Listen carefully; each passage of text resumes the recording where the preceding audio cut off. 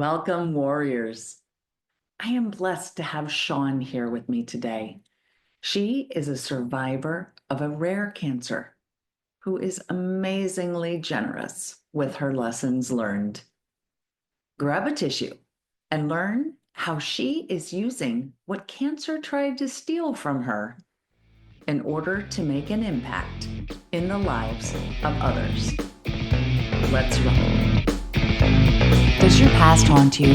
Maybe you're in a storm that feels like it will never end. Are you fighting a battle that's rendering you hopeless? Maybe you feel like you're fighting alone, but your battle was not meant to be a solo endeavor.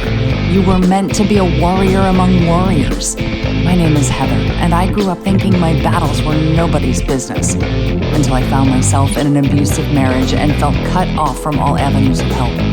In this podcast, you will hear warriors' words. They will tell you of their battles, both won and lost, their journeys, and their lessons learned along the way. But we don't stop there. These warriors will share how they have applied those lessons to go from warrior to survivor to thriver.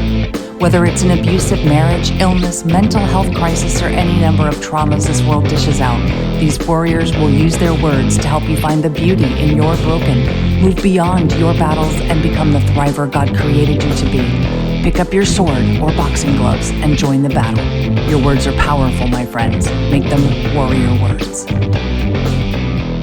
Welcome back to the Warrior Words podcast. Sean Elizabeth George is a Christian author, wellness coach, and the host of the Pause, Breathe, Pray podcast. With a heart for encouraging others, Sean empowers people to live from the inside out, with God's word as their core and foundation. Doing this in her own life transformed her heart, mind, and life, and she wholeheartedly believes it will do the same for you.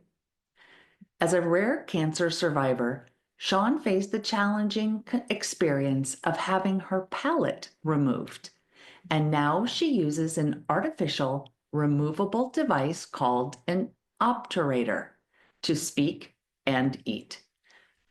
Through this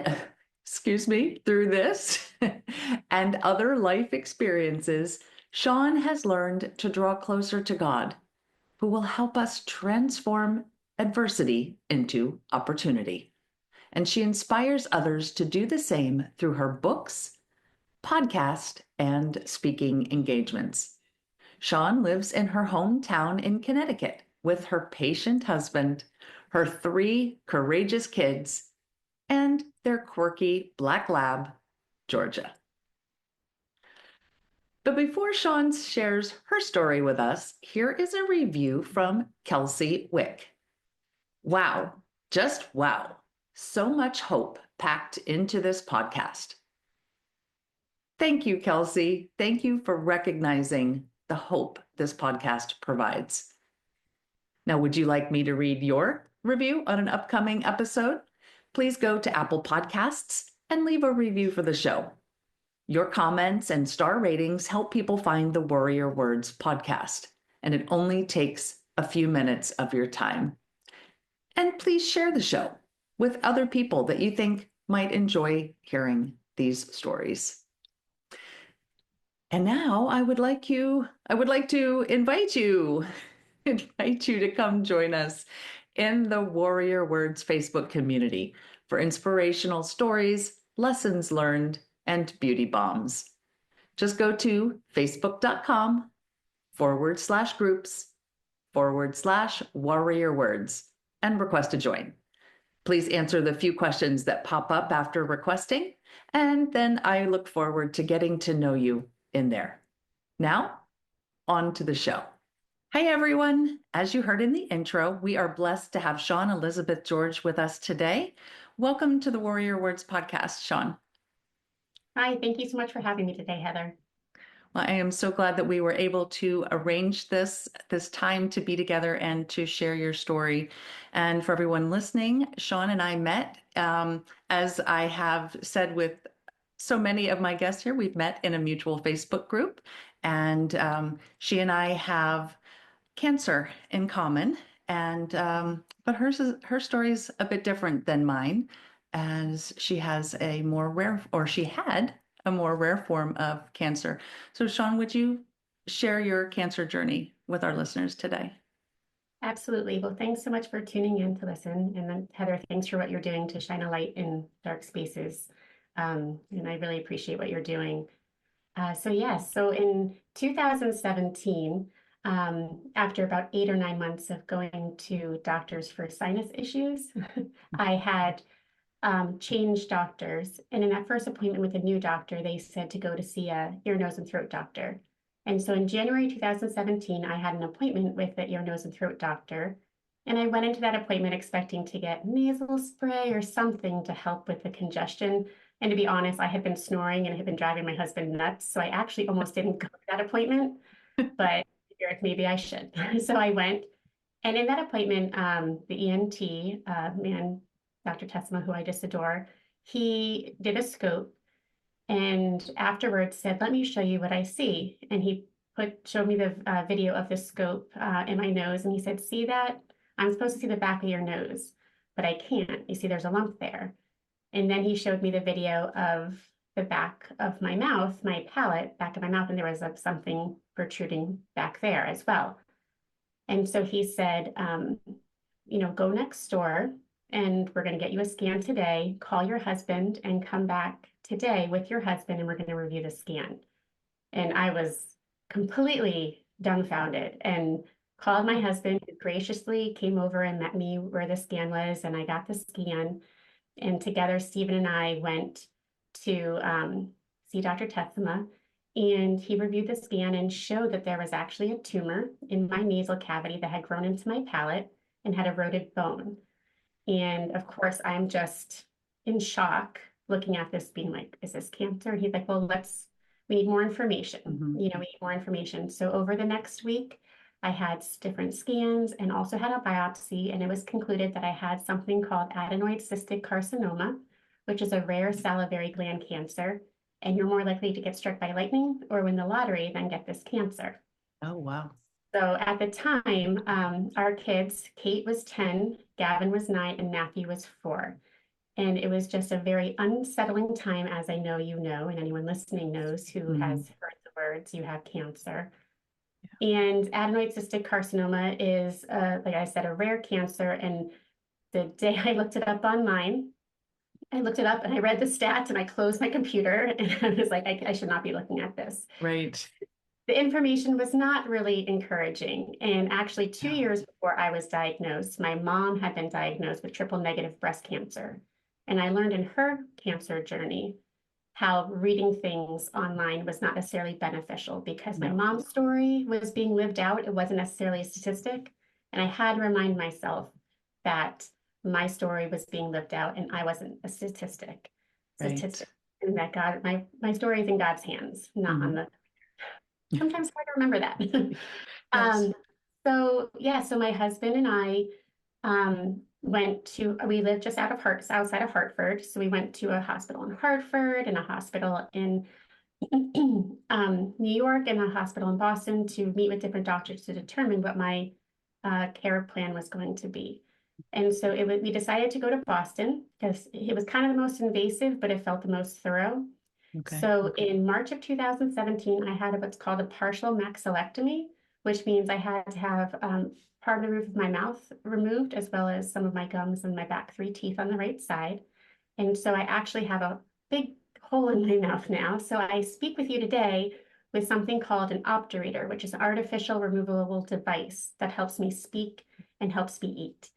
And so after that surgery, I had to heal and was trying to prepare in the calm for the next storm, which was treatment, which I know you understand. And so from 7 weeks from May 2017 to June 2017, I had to go to Boston Monday through Friday for proton beam radiation.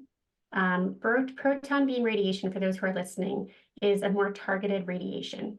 So due to the location of my tumor, having regular radiation may have left me with greater collateral damage, I will say. Mhm. And having proton beam radiation, there was less collateral damage where the tumor was. They were worried about where the brain being a part of the space. So I went there, and I also had 7 rounds of low dose chemo. And so my treatment ended in the end of June 2023, excuse me, June 2017. And since then, I'm considered NED, which is no evidence of disease.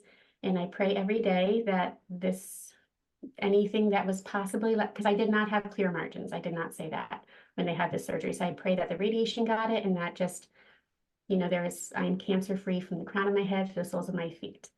So it's been a journey, and ACC is different than other cancers. And typically when you get to 5 years, they say you're cancer free or you're in remission. Mhm. With ACC, we look for life. So, and it's known to metastasize to lungs and liver. So I am scanned. I started with every 3 months, then 6 months, and then 9 months. I'm actually at my first time being scanned after a year, but I'm scanned from my head to my abdomen. Mhm. Just again, NED, very thankful, and just as I said, continue to pray to be every day and every year. And those words, no evidence of disease, are the 3 words that counteract the fear of the 3 words you have cancer. So true. And yeah, I heard no evidence of disease on December 23rd.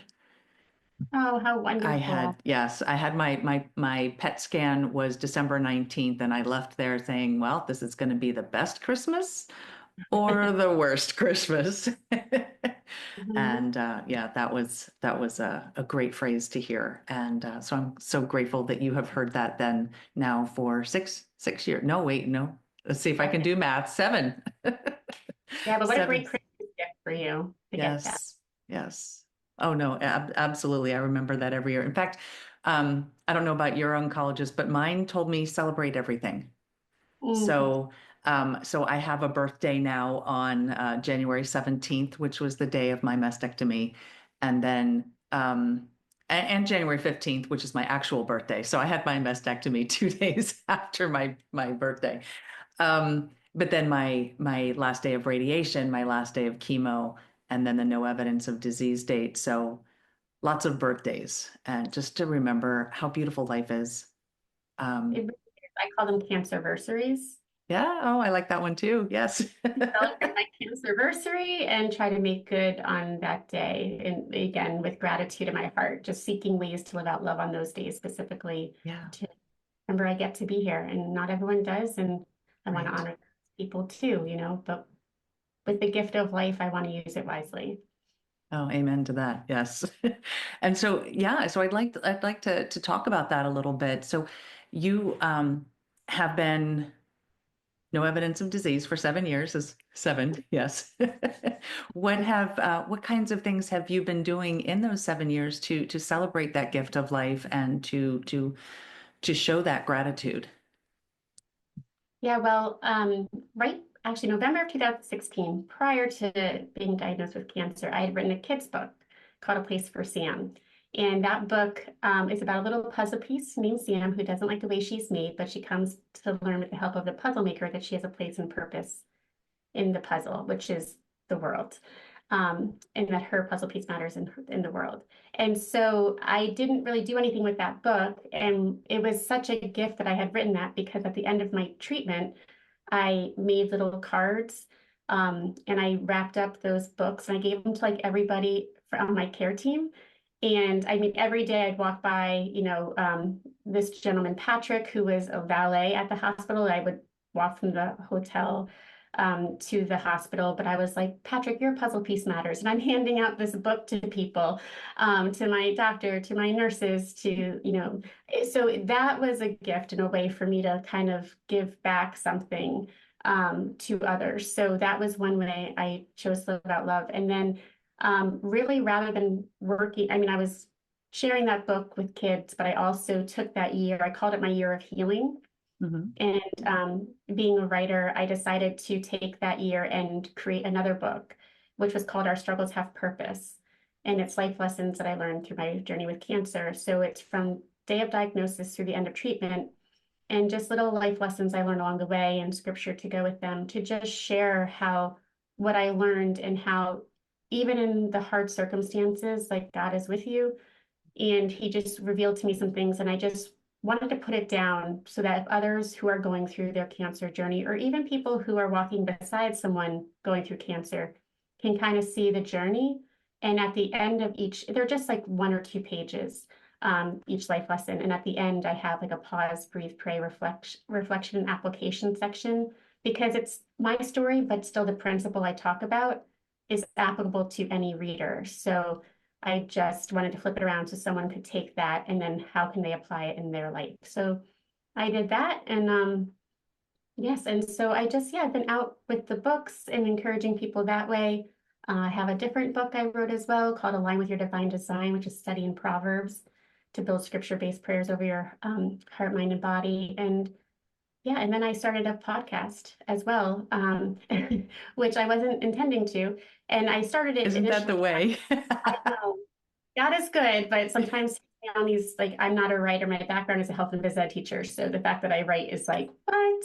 But I realized at my core, I'm an encourager. So I used to do it from the outside in with health and phys ed about our bodies, but now I like to encourage people from the inside out, to help be well in their heart, in their hearts and their minds, because my cancer journey taught me that it was kind of outrageous. The most peace I've ever had in my life was when I had cancer. And so that wellness was really something I found within, in that relationship with God, and wasn't something I found on the outside. So yeah, so Live from the Inside Out was initially how I started the podcast. And I've turned it to Pause, Breathe, Pray, but it was season 1 was Live from the Inside Out. Season 2 is actually kind of taking that Our Struggles Have Purpose book with some other life lessons woven in. And just, I realized some people aren't ready to sit and read, but if you're driving to an appointment, if you're sitting in waiting for your scans or something, these little like 10, 12-minute podcasts can just be something in their ear. So that Our Struggles Have Purpose book is the season 2 of the podcast. So really just trying to harness my story and use it for good. And so I also, pre-COVID, and I'm so sad because COVID kind of shut it down the 3rd year, but I did a community dodgeball tournament where we raised $20,000 for rare cancer research. Wow. ACCRF is Adenoid Cystic Carcinoma Research Foundation. So that is the one research foundation in the United States that researches only ACC. So yeah, so just trying to see how I can give back to others.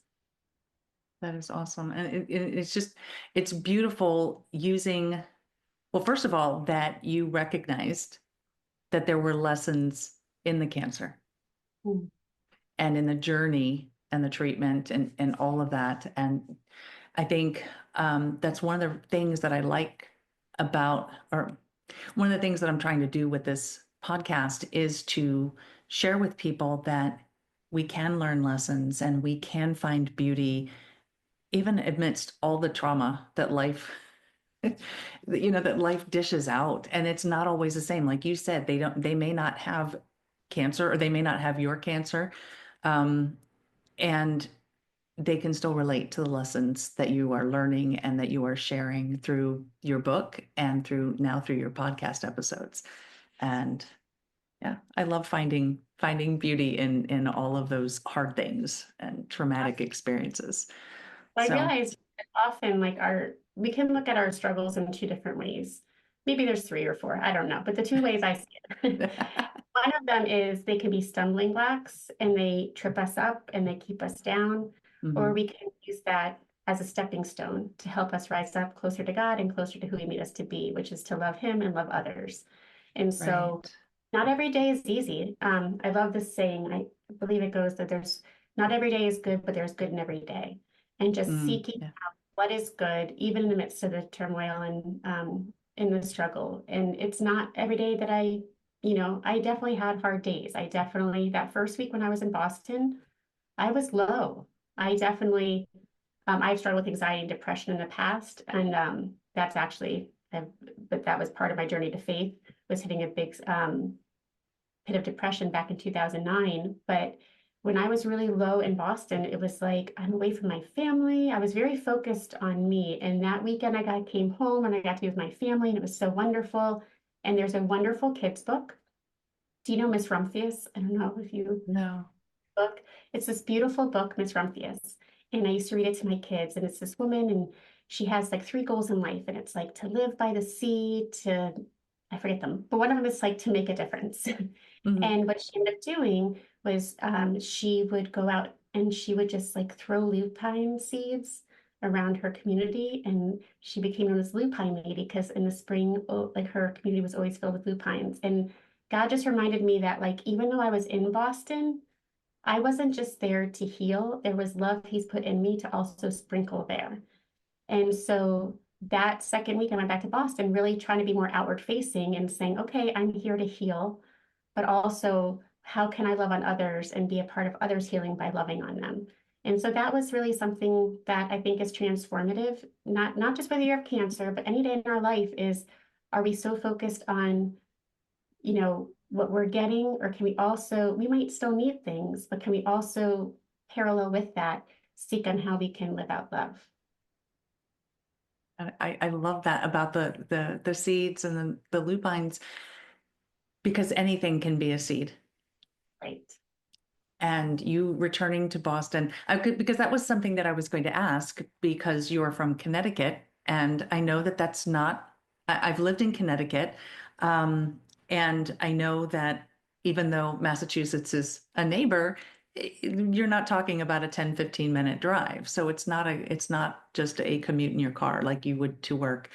So I was going to ask if you were staying in a hotel, or if there was a place for you to stay. So you answered that one for me, and I love the transformation from week 1 to week 2, that you're more fearful and you're more worried about the treatment and the cancer, and more self-focused, and then you come back and you say, okay, no, I'm going to live out love. And I that's just beautiful. So you planted your own lupines in Massachusetts, in Boston. So gorgeous. No, it's not always easy, but also, No, no. like, this is for anyone who's listening who is going through radiation or chemo. Um, Something that happened to me is I had to have my head strapped to a table for the radiation. So I had this like mask and I was strapped down, and I'd have to like hold on to these handles to kind of keep my shoulders down. And I Okay. remember like gripping them during one of my radiation sessions. And I was just like holding on so tight. I'm like, are the radiation beams getting there? Because I can't see it. I can't hear it. I can't feel it. And God was like, and that's faith. And I was like, oh. And it Yes. was this moment of, and so rather than like gripping onto those handles, like I just opened up, and I always say palms up. And from that moment on, like it's like palms up, like, okay, I'm doing what is mine to do, but God, you've got the rest. And rather than laying there so focused on the radiation working, He gave me a rest in my soul to kind of lay there, palms up. I love it's about like Him sitting beside me, holding my hand, and then just praying for people. So even in those moments where you're not even with anybody else, even just when we can be so ruminating on our own thoughts or our circumstances, is to find a rest in Him that can help us even look outwardly when we're alone on those tables. Yes. And they are kind of scary places to be. I know for mine, they did have to mold, I don't even know what it was, some kind of foam they had to mold to my chest area so that I wouldn't move Mhm. during the treatment.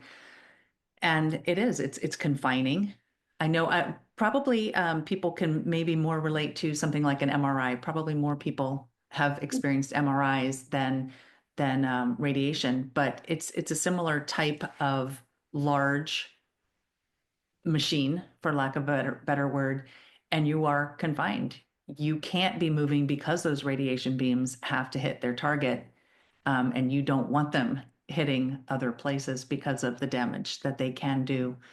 Um, and I remember sitting there similar to what you were describing and praying, Mhm. because yeah, you could sit there and sit in fear. And um, I think the first few times I was like, well, is it over yet? Is it over yet? You know, how long do I have to stay in here? Yeah. And then you just realize that, okay, you can use that time to pray.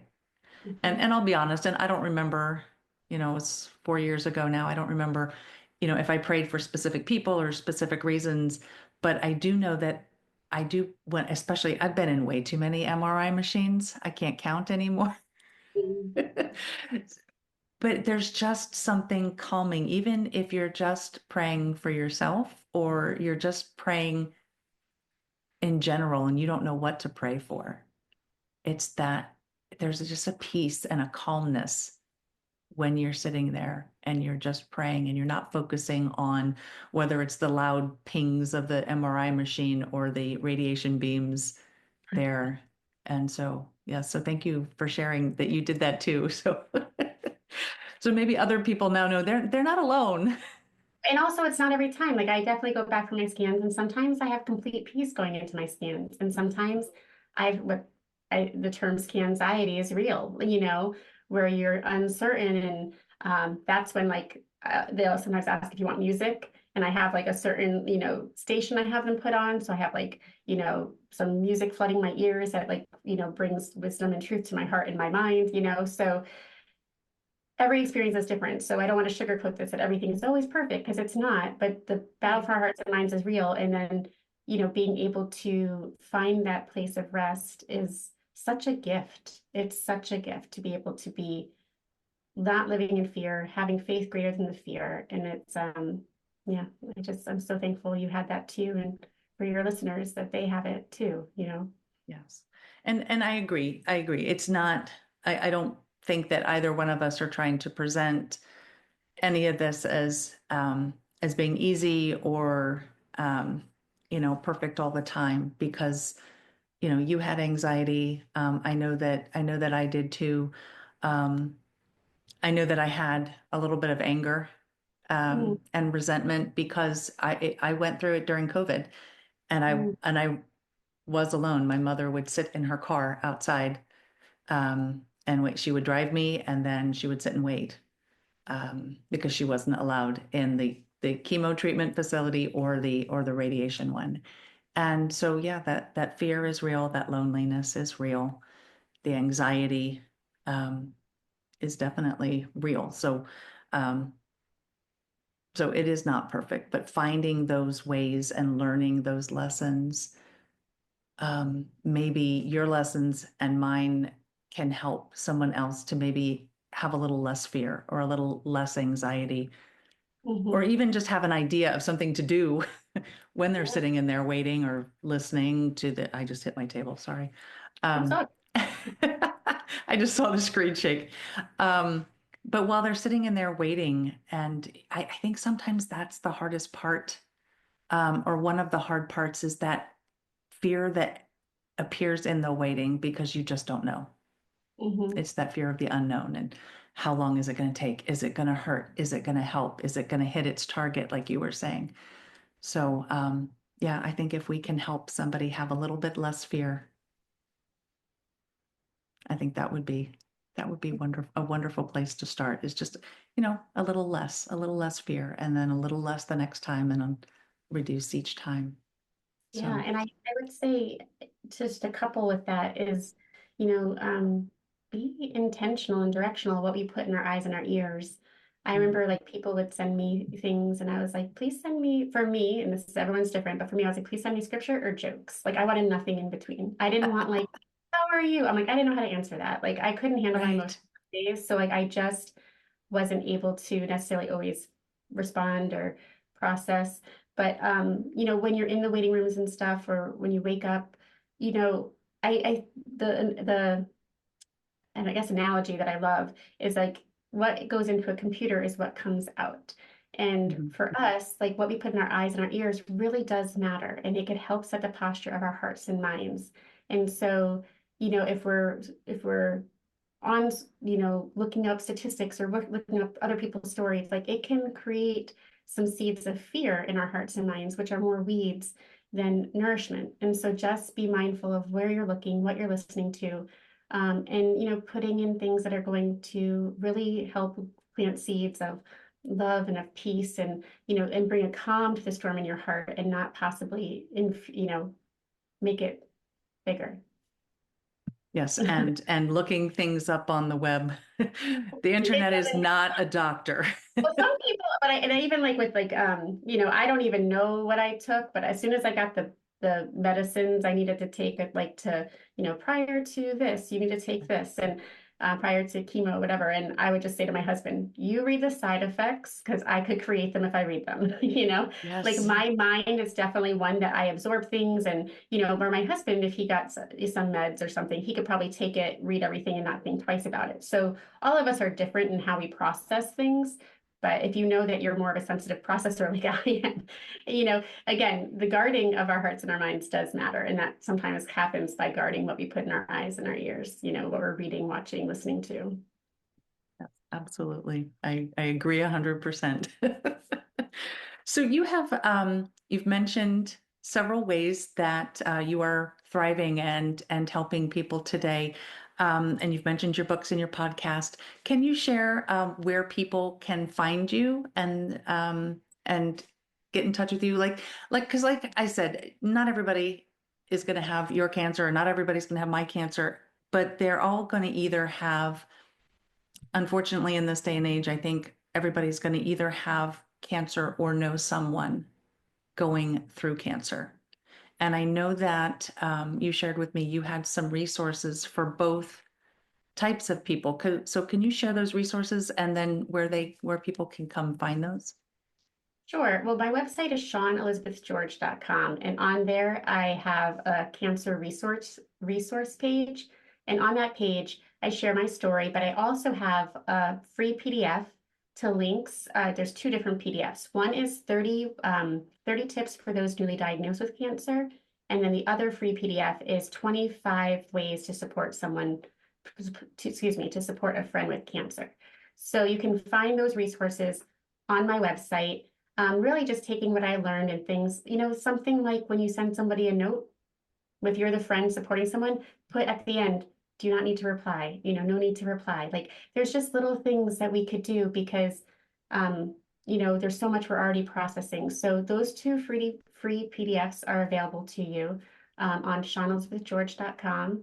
And on there, I have, although this conversation was around cancer, I just love to encourage people to live from the inside out and just getting closer to God, getting His Word rooted in our hearts and minds, because it's just transformed my mind and my heart and my life so greatly that I just want to be a bridge in case others are, on their faith journey. If they have questions, that I'm, a resource to help people. I think we need more of that. And so thank you for being that bridge for us. And then before we wrap up, do you have any warrior words that you can offer? I mean, you've offered us many and you've been very generous with some lessons already. But do you have anything specific that you want to share directly to our listeners before we close? Yeah, there's, I'd say 3 words or 2 statements I live by. So the 3 words are pause, breathe, pray. And those 3 words in practice really can transform moments. They can transform our minds. They can transform our hearts. And there's a great quote by Viktor Frankl, who's a Holocaust survivor. And he was able to find light in the darkness there, which, was so powerful. And he has a quote that says, between stimulus and response, there's a space. And in that space, our opportunity for growth and freedom. And often when something happens, we immediately react and we don't realize there's a pause. And so practicing those words to pause, what our initial reaction is, to breathe and create space, and then pray, invite God in to give us wisdom to know what to say or do, what not to say or do in a situation. So those 3 words I live by. And then the second part of it is pause, breathe, pray, and live out love. So live out love towards yourself, live out love towards others. I'm not sure who needs to be lived out love towards, but just recognizing we are here to live out love. And so taking time in our day to pause, breathe, pray, and to be outward facing and live out love to others is truly words I would say have been a blessing to me when I put them into practice. And I pray our blessing to all of you. Well, I want to thank you for living out love here with us today, because you gave us a gift and you shared with us, and I appreciate you and I appreciate your time. So Well, thank you, Sean. Thank you. Thank you. Thank you so much. 3 words that take your breath away. You have cancer. 3 letters that also take your breath away. NED. Sean and I have heard both of those. And between those two, we have both experienced anxiety and fear. The fear is real. The struggle when walking through storms is real. You are not less than if you also experience fear and anxiety. There are always hard days, hard hours, hard minutes in our suffering. I loved Sean's story of her suffering through week 1 of her treatment, then going home and spending the weekend with her family, and then returning to Boston for week 2 with renewed spirit and determination. She knew it was going to be difficult, but she had a choice. She could stay in the fear, or she could live out love. Something happens in us when we shift our focus from self to others. And that's not to say that we don't ever think of ourselves or take care of ourselves. It's true. We have to put on our own oxygen mask before we can help others with theirs. And I've also heard it said that we cannot pour out of an empty cup. Agreed. But once we have our oxygen, we can move out of the fear and into action. This does not remove the circumstances or the situation that cause the anxiety, but it keeps us from dwelling on it and sitting in those what ifs. Plus, when we focus on others, we can become a bridge. And I love that Sean used that word, bridge. We don't have to have all the answers. We don't have to know the perfect solution to the problem. But we can be a bridge to something or someone who does. And more specifically, we can be a bridge to God for others. We can use 3 of Sean's warrior words and live out love. So how can you be a bridge for someone this week and live out love in your life? What are your lupine seeds? Something to think about this week. And don't forget Sean's other 3 warrior words. Pause, breathe, pray. Until we meet again, armor up, fight the good fight, seek beauty, and make your words warrior words. God bless.